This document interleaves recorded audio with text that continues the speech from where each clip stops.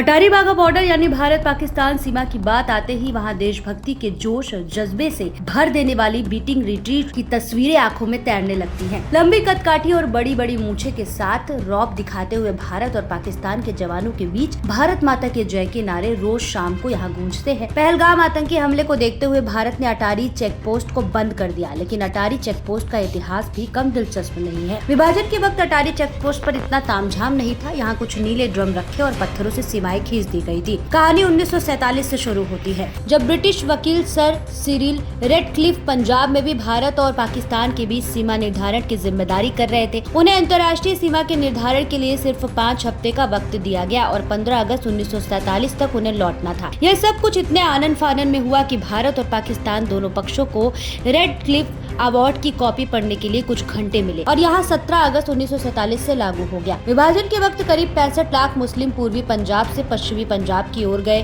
और 47 लाख के करीब हिंदू और सिख पश्चिमी हिस्से से पूर्वी हिस्से की ओर पलायन कराए। शुरुआती महीनों में पंजाब के बीच सीमाएं खुली थी। इतिहासकार वीएन दत्ता की किताब Amritsar past and present municipal commit Amritsar 1967 में लिखा है कि 8 अक्टूबर 1947 को ब्रिगेडियर मोहिंदर सिंह चोपड़ा को अमृतसर में 123 इंडियन इन्फेंट्री ब्रिगेड की कमान दी गई। इसी कमान को पंजाब सीमाओं की निगरानी और हिफाजत की जिम्मेदारी दी गई थी। अमृतसर में ही पैदा हुए चोपड़ा को इलाके की बहुत अच्छी जानकारी थी। वो भारतीय सेना के किंग्स कमीशन्ड इंडियन ऑफिसर्स के पहले बैच के सैन्य अफसरों में से एक थे। रिटायरमेंट के बाद अपनी किताब 1947 सोल्डर स्टोरी में बॉर्डर चेक पोस्ट तय करने की दिलचस्प कहानी बताई। चोपड़ा की तरह पाकिस्तान की ओर नाजिर अहमद को ये जिम्मेदारी दी गई। दोनों ने आर्मी रेजिमेंट की 6वीं बटालियन 13वीं रॉयल फ्रंटियर फोर्स राइफल्स में एक साथ सेवाएं दी थी। चोपड़ा ने लिखा, उस वक्त बॉर्डर तय करना आसान नहीं था क्योंकि वहाँ न तो खंबे थे और न ही ऐसी कोई प्रतीक चिन्ह थे जिससे सीमा का पता चल सके।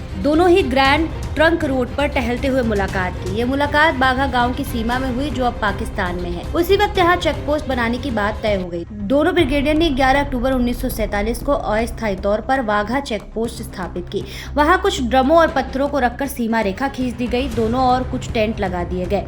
सैनिकों द्वारा निगरानी के लिए सेंट्री बॉक्स बनाए गए। साथ ही भारत और पाकिस्तान के झंडे भी लहराने लगे। दोनों ओर 2 ध्वज स्तंभ भी लगाए गए और इस ऐतिहासिक घटना की याद में एक पीतल की प्लेट भी लगाई गई। सीमा तय होते ही दोनों अधिकारी 21 अक्टूबर को फिर भारतीय सीमा में अटारी गांव में मिले ताकि शरणार्थियों के सुरक्षित निकलने के तैराकी तय हो सके। वर्ष 1947 से 48 में भारत और पाकिस्तान के बीच पहले युद्ध के दौरान भी पंजाब सेक्टर में शांति रही। शुरुआती सालों में यहाँ आराम से भारत से पाकिस्तान और पाकिस्तान से भारत की ओर शरणार्थियों का आना जाना होता रहा। आवाजाही और कारोबार बढ़ने के साथ ये चेक पोस्ट काफी पॉपुलर हो गई। फिर ये चेक पोस्ट भारत की ओर से बॉर्डर सिक्योरिटी फोर्स और पाकिस्तान रेंजर्स को सौंप दी गई। बीएसएफ और पाकिस्तान रेंजर्स 1959 से यहाँ बीटिंग रिट्रीट करते आ रहे हैं। इसमें पैरों को सिर तक उठाते हुए जवान जब एक से दूसरी ओर गेट को पकड़ते हुए आते हैं तो यह दृश्य देखने वाला होता है। देशभक्ति से भरे गाने बजते हैं। सिर पर पगड़ी और अनोखी पोशाक में सैनिक वहाँ मौजूद भीड़ को जोश, जुनून और जज्बे से भर देते हैं। जय हिंद और पाकिस्तान जिंदाबाद के नारों से इलाका गूंजता है, लेकिन ज्यादा भीड़ भारत की ओर होती है। पहले करीब 60 सालों तक इस चेक पोस्ट को बाघा बॉर्डर का ही बोला जाता था, लेकिन फिर 8 सितंबर 2007 को इसे अटारी बॉर्डर या अटारी चेक पोस्ट नाम दिया गया, क्योंकि वाघा गांव पाकिस्तान की ओर और भारत की चेक पोस्ट का गांव अटारी है।